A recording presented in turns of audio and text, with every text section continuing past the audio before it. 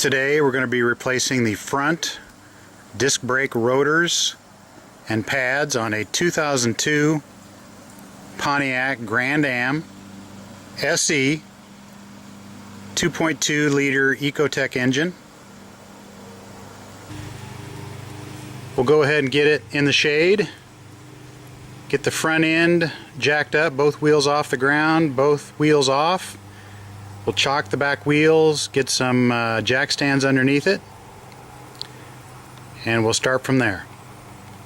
Yeah, different Grand Am, but I wanted to mention you don't have to lift up both sides at the same time, but if you do get both sides up, get the wheels off, and you're not real professional at this, the nice thing is you can run back and forth and look at the other side and see how things go back together. If you're not going to use an impact gun on those lug nuts, you're going to want to crack those loose while the wheel is still on the ground.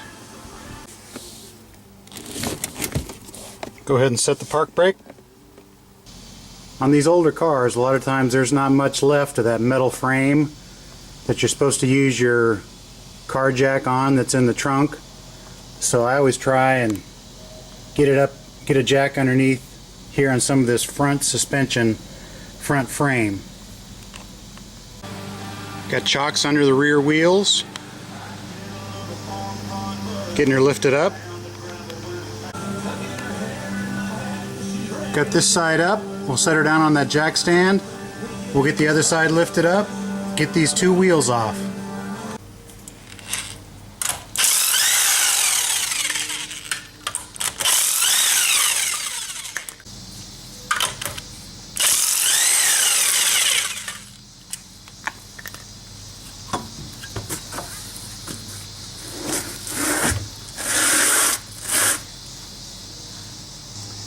If you like the quick and dirty videos where they just cut to the chase, show the minimum amount of steps and get stuff done in a big hurry, this is probably not for you.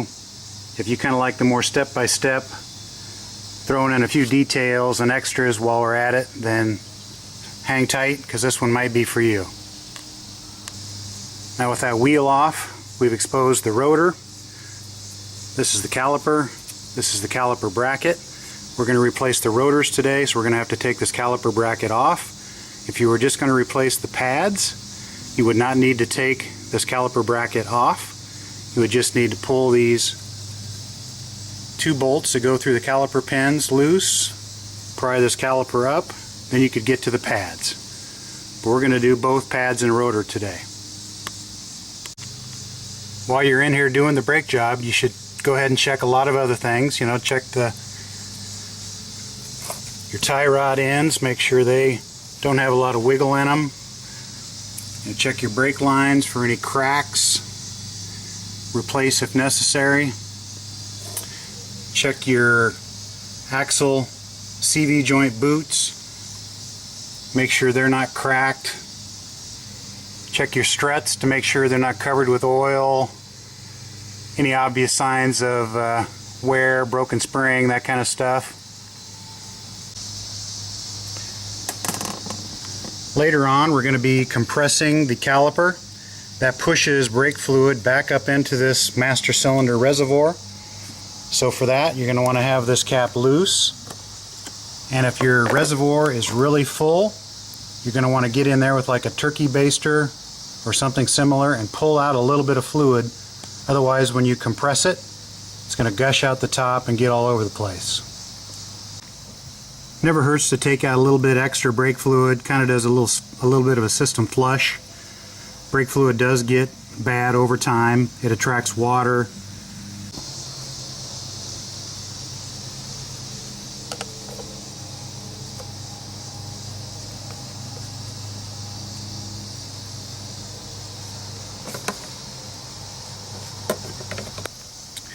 Once you've got a little bit of that drained out of there, go ahead and just loosely set the cap back on. We're getting ready to remove the two 12mm bolts that hold that caliper on. You're going to want to have some wires ready to hang that caliper from, say, those springs up there. You want to try and avoid putting pressure and tension on that brake hose. Typically at this time you can get a big screwdriver, kind of a small pry bar in there, and put some pressure back on the caliper to push it in a little bit. But there's a metal shim blocking that entry hole there.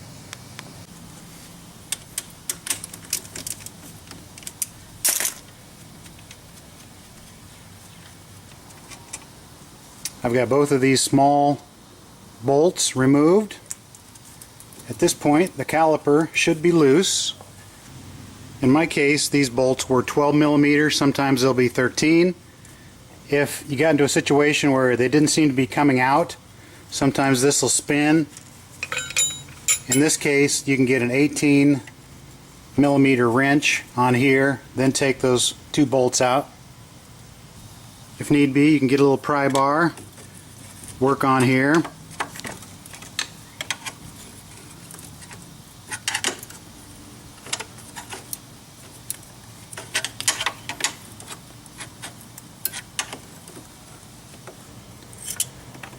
This should just flop right up. I'm not sure quite what was holding it up, but I just got in there with quite a bit longer pry bar. Got just fairly aggressive right in here. Now it's popped out, so go ahead and get it hung up. At this point, your pads will slide out.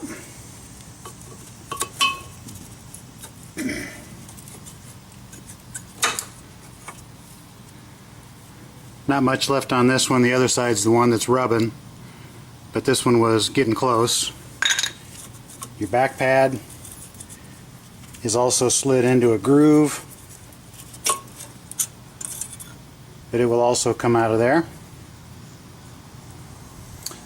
The back pad is the one that had the wear indicator on it, the squealer plate. Definitely not much left on that one. I rearranged the caliper just to get it up out of the way a little bit more, so you can kind of see what I'm doing here, taking off this caliper bracket. That'll allow us to get this rotor off of there. There's two bolts in the back of this caliper bracket. I'll check the size and we'll get those off. These two caliper bracket bolts are 15 millimeter. Go ahead and get those off. Pull this bracket out of the way. That'll allow us to get the rotor off. I took a shot at those 15 millimeter caliper bracket bolts with my standard 3/8 ratchet. They're really tight. A lot of times those do have Loctite on them, hopefully a blue Loctite. So I've switched over to my 1/2 inch drive ratchet, much longer. We'll go ahead and get those bolts broke loose, get this bracket off of there. Alright, they were pretty tight, but with this longer wrench, got them broke loose.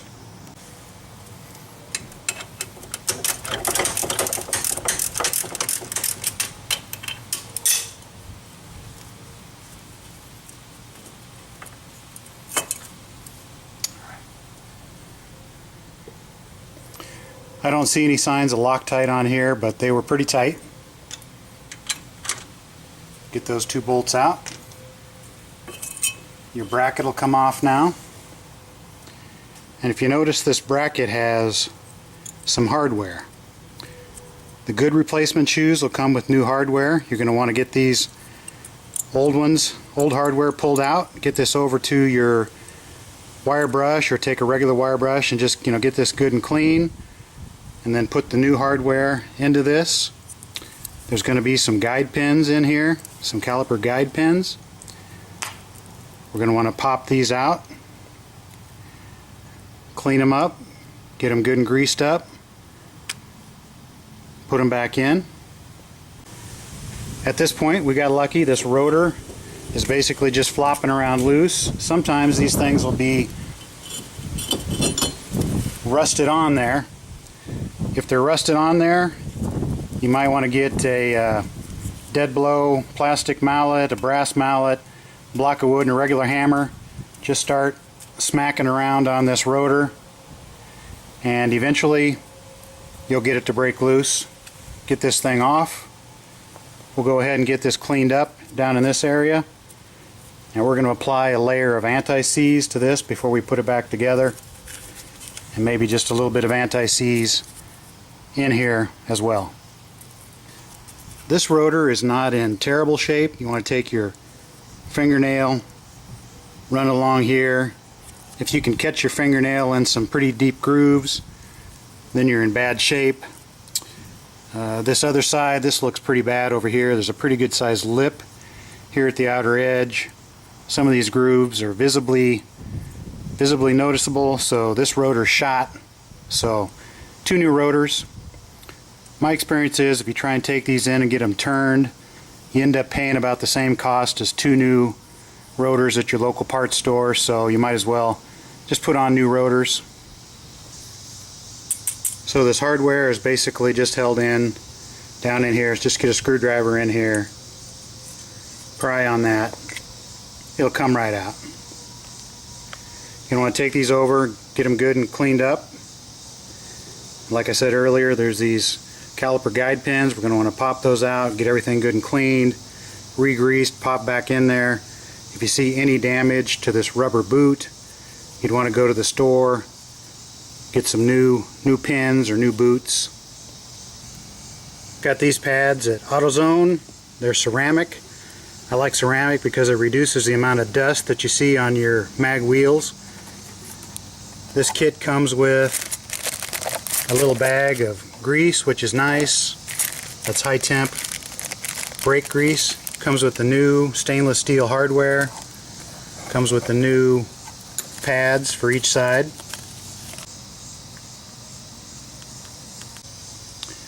I was not able to get my wire wheel to work on these real well, so what I'm going to do is just go ahead, pull these pins out of there so get that rubber out of the way. Go ahead and just take a standard wire brush, get in here and get all these things cleaned up. Get yourself some brake clean and a bucket and just kind of go to town. Getting these pins cleaned off, getting the old grease out of these holes, just in general, getting that bracket cleaned up. Go ahead and clean them off with a paper towel, get everything nice and dry and clean.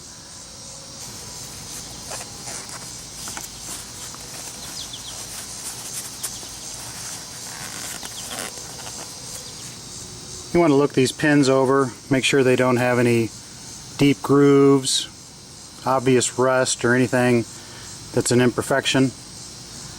These look pretty good. These caliper pins do have some flat spots on them. I think that's normal. Probably allows grease to move freely in there. I'm going to shoot a little brake clean down inside of here, being careful not to get hit in the face. Might want to take a little wire brush, or not a wire brush, a nylon brush, get down in there, but basically if you get in there a couple times, get that out. If you've got an air hose, make sure it's pointed away from you. You can use the grease that came with the brake shoes, but I'm going to use this brake parts lubricant silicone ceramic extreme. Get these pins good and lubricated. Get a good clean finger, get that mushed around there, and then we'll slide them back into their home.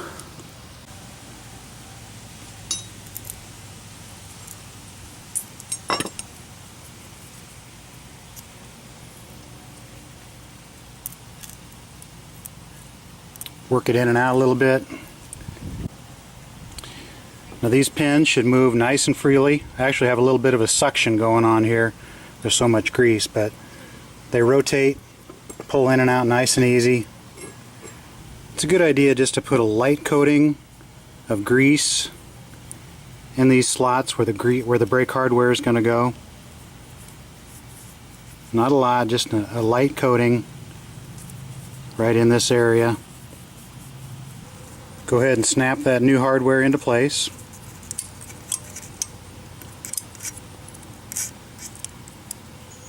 Get it all cleaned up, We're going to put a light coating of grease in here where these shoes rub. There's two schools of thought on this. Some people say don't put any caliper grease in here where the brake shoes slide because it just attracts dust and they get all gummed up. But I say put a real light coating. To make room for the new shoes, we're going to have to compress this caliper, push it back down inside. First, I like to clean things up a little bit with some brake clean. Get that cleaned up a little bit.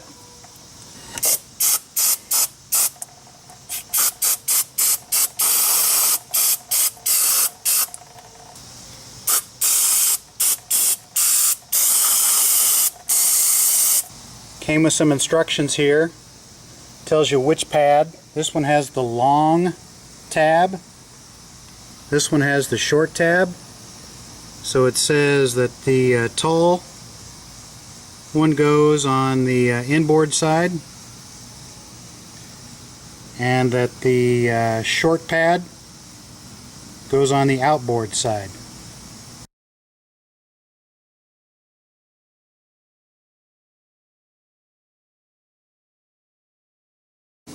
So that tall pad is the one with the squealer plate, which is the way we took them apart. Now we're going to want to compress that piston back inside the caliper. It's my practice to spray this down with a little bit of silicone spray.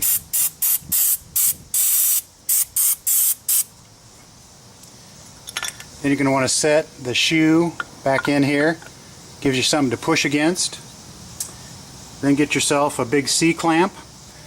And we're going to span that C-clamp across here and start cranking it down and push this back down into the caliper.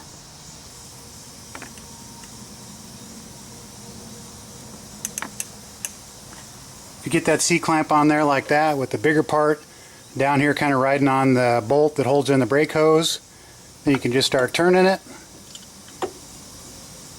That'll compress that piston back into the caliper. At this point, you're pushing brake fluid back into the master cylinder. That's why earlier we drained some fluid and left the cap loose. So just keep turning and compressing until you push that caliper into where you feel just a little bit of resistance on this clamp. I'm just turning with one hand. When I feel some resistance, I'll stop. And then all of a sudden, it'll just kind of come to a stop. That's as far as you go. Back it off. Get this old pad out of there. This piece here, I don't think it came with the new one. I don't know what its function is, but I guess we'll throw it back in there later on. 5B. That's an anti-rattle spring.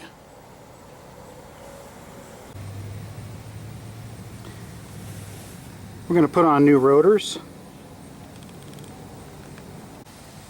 Rotors come from the factory with a anti-rusting lubricant or grease put on the rotor, so you're going to want to get it out of this plastic.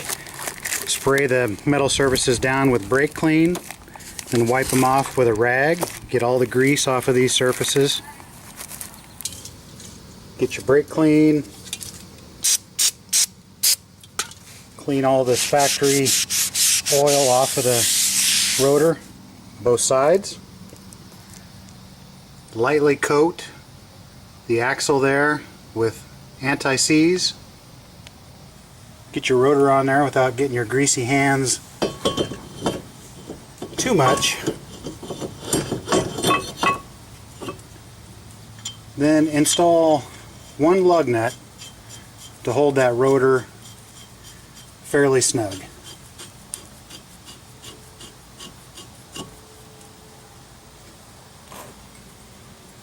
Now we're ready to install this caliper bracket. So we'll get that on there. We'll get it torqued down to 85 foot-pounds for these two bolts. These other two caliper pin bolts, those are 23 foot-pounds.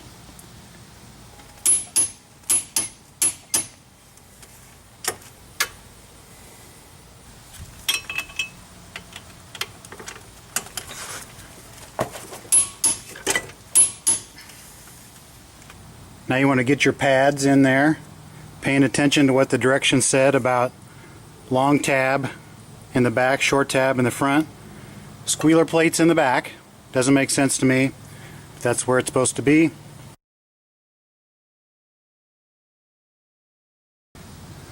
Got a little bit of that anti-squeal compound on here. Get this pad in there.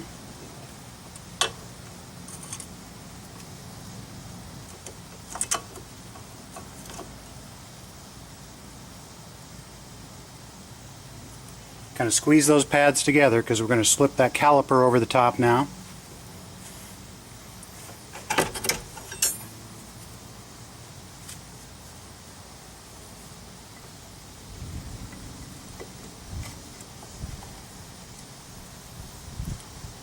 Got these two little bolts to put in there.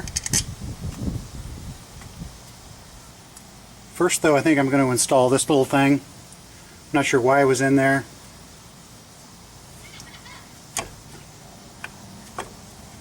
But it was up inside this caliper. That's an anti-rattle spring.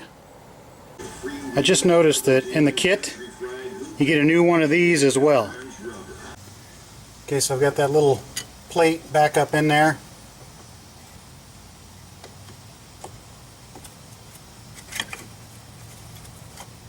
Slide that into place.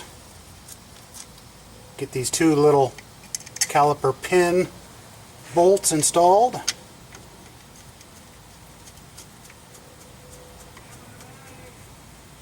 We'll get those torqued down to 23 foot-pounds. Making sure the brakes work is probably important, huh? Yeah, brakes are important. Got the new shoes in there, caliper bolted on and torqued, caliper bracket, it's on and torqued, new rotor, surface is cleaned with brake clean. Get rid of these caliper hanging wires that we have. Again, check the brake hoses, make sure there's nothing looks cracked. Check everything over that you can in here. CV joint boots, tie rod ends, make sure there's not a lot of slack in there. We're ready to put the tire and wheel back on. Torque those to about 100-105 foot-pounds on the lug nuts. I'm going to move on now to the driver's side. This was actually the really bad side. These pads are completely gone. Here, a metal-to-metal grinding on this side. You can see on the rotors, even on this side, there's some severe gouging of the rotors. Pretty good edge on it. But pretty much the same thing on this side. On this other side, one thing I noticed was different is these caliper bracket bolts are 13 millimeter. That rang a bell. At one point I've replaced the wheel bearing on the other side, the hub, and I think when I took those caliper bracket bolts out, one of them stripped out on me, so the ones that I got from the store were 15 millimeter, but the factory ones are 13. Got those two caliper pin bracket bolts out.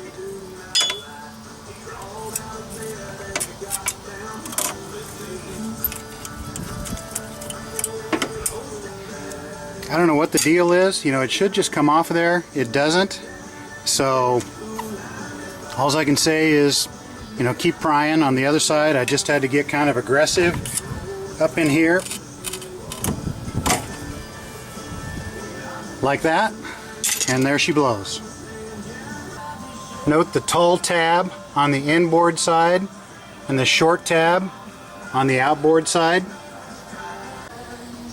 Got everything buttoned up, torqued down, topped off the master cylinder reservoir, tightened the cap.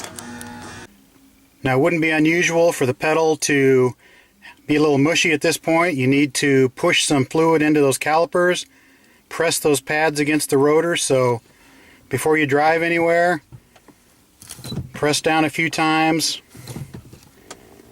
till that pedal gets good and hard. Should not be spongy, should not go to the floor or anything like that. Take it out for a little test drive. Just real quick here in the driveway. Seems to be stopping good, so continue to the street. Once you get moving, gently apply the brakes. Listen for any strange sounds. In case you didn't get something tightened down and something flops loose. So, okay, go a little farther. Do a little more test driving. Some long, gentle stops. You can try a couple of kind of quick ones. Everything seems to be working. No squeaking. No unusual sounds. We're going to call it good. For buying this brand of brake pad and a couple of corresponding rotors, I got a $30 off coupon gift card from AutoZone. I got my 5 reward points, so I got 20 bucks there. So it's time to celebrate.